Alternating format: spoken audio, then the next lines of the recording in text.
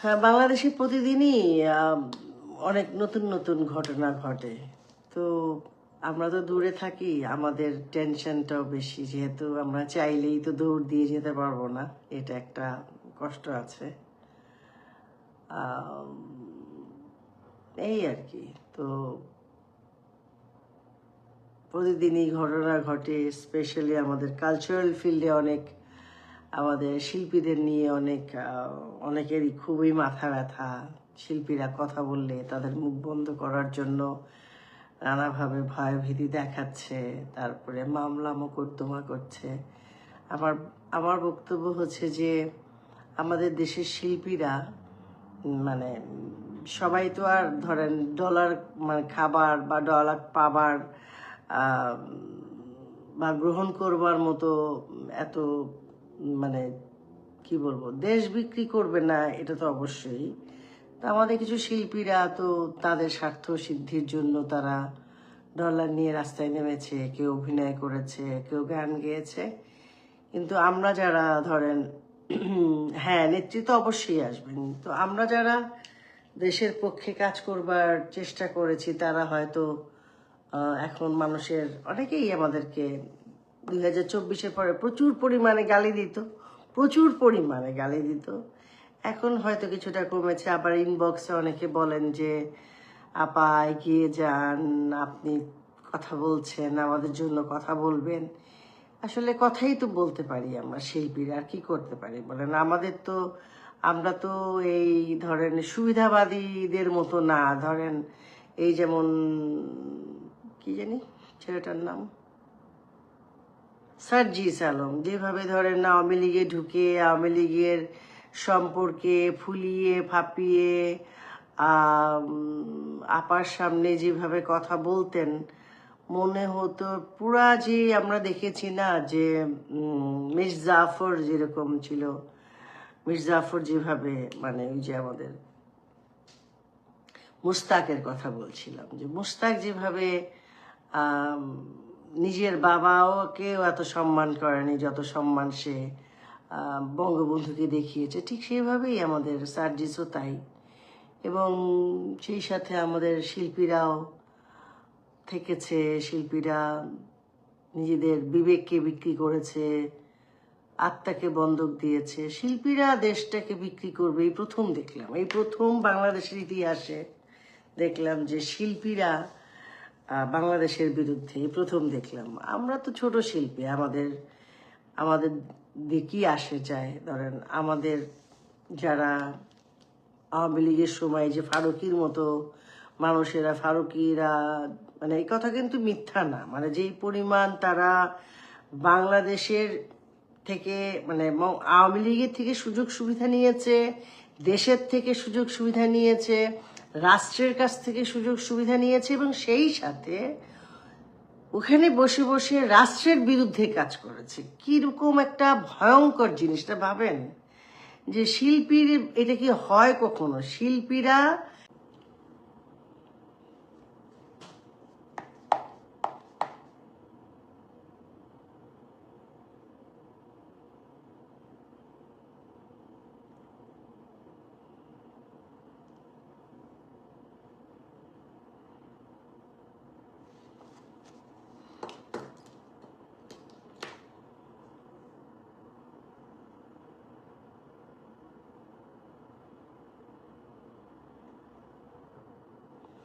সকাল কয়টা বাজে? ও মাই গড, সকাল 9টা বাজে নাই এখনো।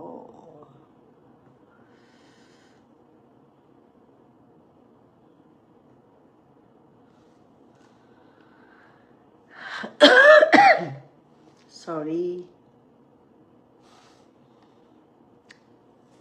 শুভ সকাল, কেমন আছেন সবাই? ভালো আছেন?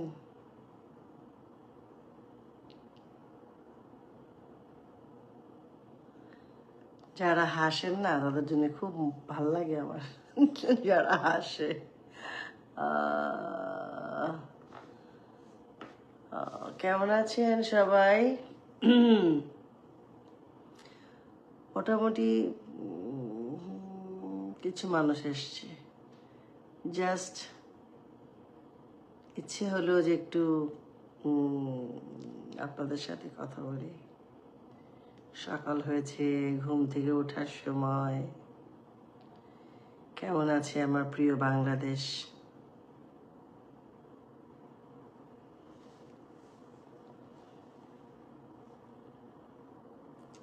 কেমন আছেন সবাই? এখানে অনেকেই দেখছেন সোনার বাংলা, হাসান আহমেদ সরকার, জাহিদুর রহমান, মনিরুজ্জামান সুমন, তুষার। তুষার নামটা খুব সুন্দর করে লিখেছে, তুষার। এস এ আলামিন, চয়ন দেবনাথ, রাশু মাসুদ ইজ ওয়াচিং। কেমন আছেন সবাই? আসলে একটু জানতে আসলাম কি অবস্থা, ভালো আছেন কিনা। মনে হলো একটু কথা বলি। আমার শরীরটা একটু খারাপ ছিল, একটু জ্বর ছিল, এখনো শরীরটা খুব একটা ভালো না। ঠান্ডা, তারপরে কাশি, তারপরে কোনো গন্ধ নাই, কোনো স্বাদ নাই, এই আর কি। আবেদ শিকদার, মোহাম্মদ জাহাঙ্গীর আলম শেখ ইজ ওয়াচিং। অনেকেই দেখছেন। সকাল, আজকে কি বার? আজকে বৃহস্পতিবার ঢাকায়। সমীর কুমার রায়, আজকে বাংলাদেশে কি ফ্রাইডে? হ্যালো বন্ধু, তুমি দেখছো আমাকে? আচ্ছা, কেমন আছো?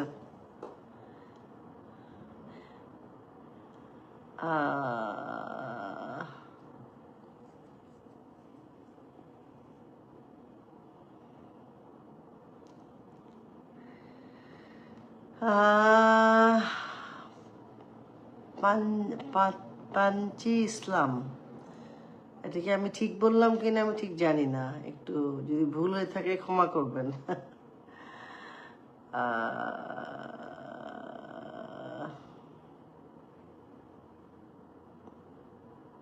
বাবা, এত সুন্দর!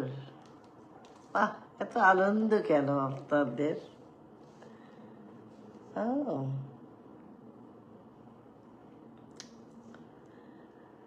আসলে এই 2024-এর পর আসলে বাংলাদেশটা কিছু মানুষের, যাক না বলি, শেখার জায়গা না, শিখবেও না। বাবা মাই শিখাইতে পারে না, ওরা আমাদের, আর আমরা কি শিখাবো এদেরকে? কাকলি দাস, কেমন আছেন? দোস্ত তুমি কেমন আছো? মুজিব রহমান রেহমান,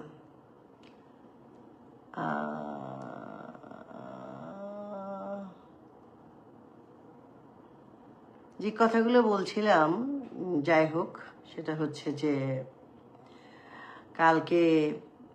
গতকাল মনিরুজ্জামান দেখছেন, সবাইকে শ্রদ্ধা, হাসান আহমেদ সরকার। যেটা বলছিলাম সেটা হচ্ছে গতকাল আমাদের প্রধানমন্ত্রী, মানে মাননীয় প্রধানমন্ত্রী শেখ হাসিনা যখন কথা বলছিলেন, ওনাকে দেখেছেন 44 কোটি লোক। তার মানে এই যে যারা ধরেন বাংলাদেশে বসে মানে স্বপ্ন দেখছে, বা কুয়ার ব্যাং আর কি, এরা তো কুয়ার ব্যাং, তো যার জন্য এদেরকে কিছু বলে লাভ নেই, এরা বুঝবেও না। কিরণ ভাই, কেমন আছেন আপনি? নাসরিন সুলতানা, এটা কি আমাদের এই স্কুলের কেউ হবে? জানি না। আমি এসছি একটু কথা বলি, দেখি কাউকে পাই কিনা। তো 2-3 জন পেয়ে গেছি আমাদের পরিচিত, আর যারা নতুন তাদের তো মানে যাই হোক। রঘুপাল, কেমন আছেন?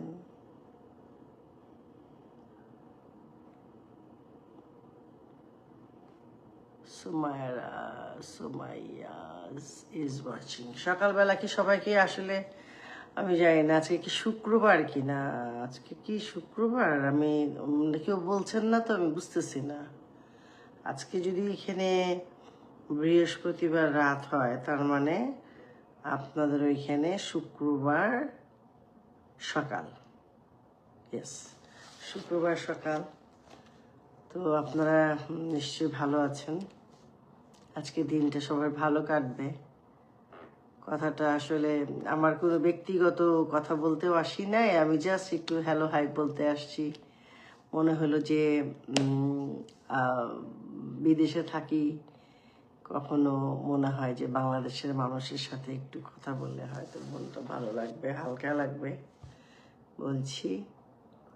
আর সোহাগী সুলতানা ইজ ওয়াচিং, অনেকেই দেখছেন, এটা কিন্তু চমৎকার একটা বিষয়।